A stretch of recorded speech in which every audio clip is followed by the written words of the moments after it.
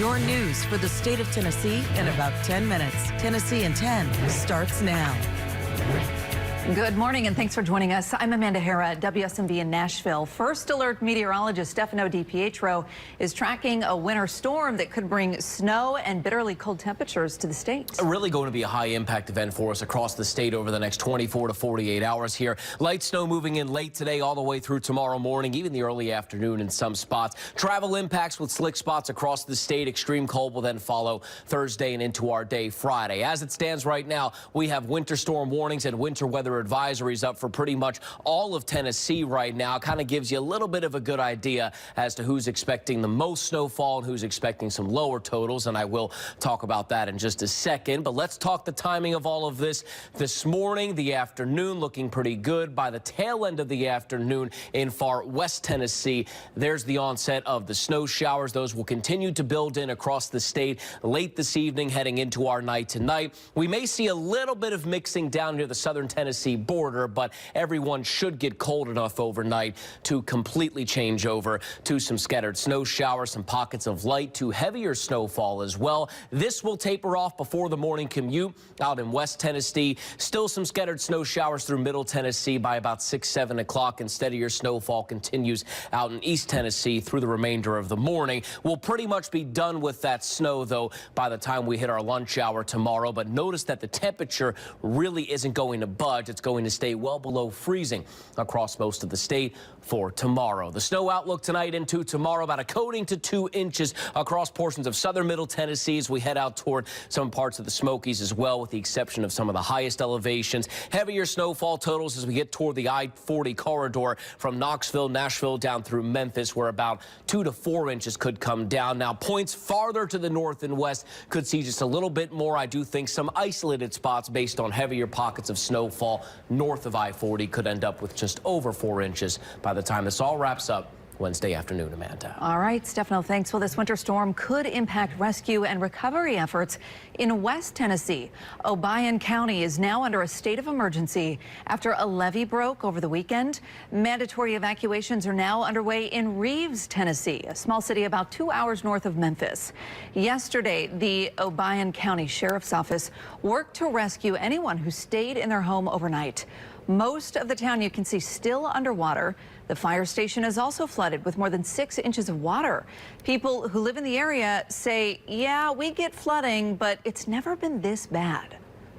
If you look here behind us, this right here, about 50 yards of this road usually floods every time it rains, but it never gets past that second mailbox right there, never. And it don't get deep. And it don't get deep, it'll probably get ankle deep and that's it. Yesterday it was over my knees, thigh deep. Officials say that freezing temperatures could cause the floodwater to ice over, making the roads even more dangerous. Water levels in Clarksville are still high and homes are still partially underwater.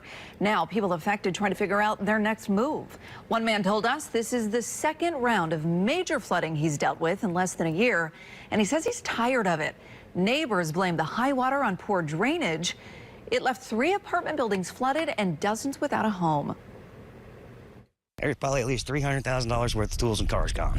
I'm leaving. I can't keep replacing tools every time this happens. And the city's not doing anything to fix the drainage. And I was getting police knocks on my door with water gushing in. We were all just swimming, trying to fight for our lives to get out. Despite the damage, everyone says their community rallies together in situations like this. In the WVLT newsroom, I'm Harry Sullivan. Folks in Morgan County still have a long road to recovery following that deadly tornado in Deer Lodge. We talked to a man who lost his wife and daughter in the storm. Wendy Smith and Felicia Williams lived in Deer Lodge. The night of the storm, they were at home when the tornado directly hit their house.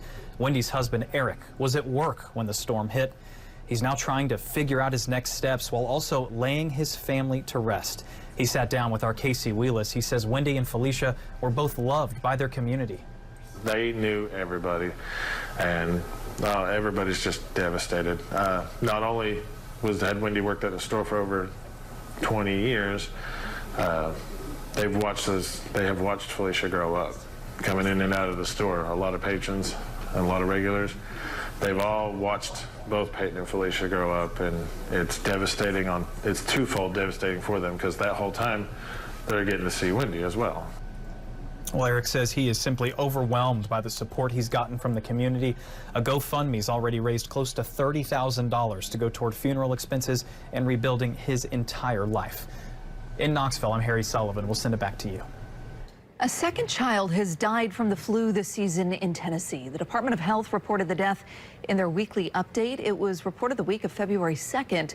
The first death happened the week before that. It's still unclear where the children lived, but right now data shows fewer people are going to the doctor for flu. But flu activity across the state is still high. You can see from the CDC data map here, Tennessee is in purple. That is bad. That means sickness numbers are at the highest level. A large portion of the country is dark red, which is just one step below. Well, an East Tennessee road closed overnight due to cows being on the road. That's right, it happened on Rutledge Pike late last night as cows wandered across the road. According to the Tennessee Department of Transportation, no full word on how many cows were hurt, how many cows were killed, if any, but the road did reopen around 1:30 this morning. We'll send it back to you. Well, Special Olympics of Tennessee officially submitted its bid to host the Special Olympic USA Games. 2030 is the target year. Now, if selected, this would be the largest inclusive event in the city's history. The Games would bring together 4,500 Special Olympic athletes in 18 different sports. It would mean a lot, because that means more of my friends will get to compete in it, and I will get to meet new people. I'm also hoping that maybe I can do a volunteer thing this time instead of actually competing. We are the volunteer state, right? So it takes over 10,000 volunteers to put on a games to this magnitude. So we know that the volunteers will come in force, and obviously we're Music City. So we can throw a party, we know how to do that. It's estimated the event would contribute $100 million to the economy. Nashville and Cleveland are the two finalist cities to host the 2030 Games, and a decision could be made by April. Thanks for joining us for Tennessee in 10. We'll see you back here tomorrow morning with a look at the big stories from across the state. Have a great day. This is Tennessee in 10, streaming your news and weather across the state in about 10 minutes.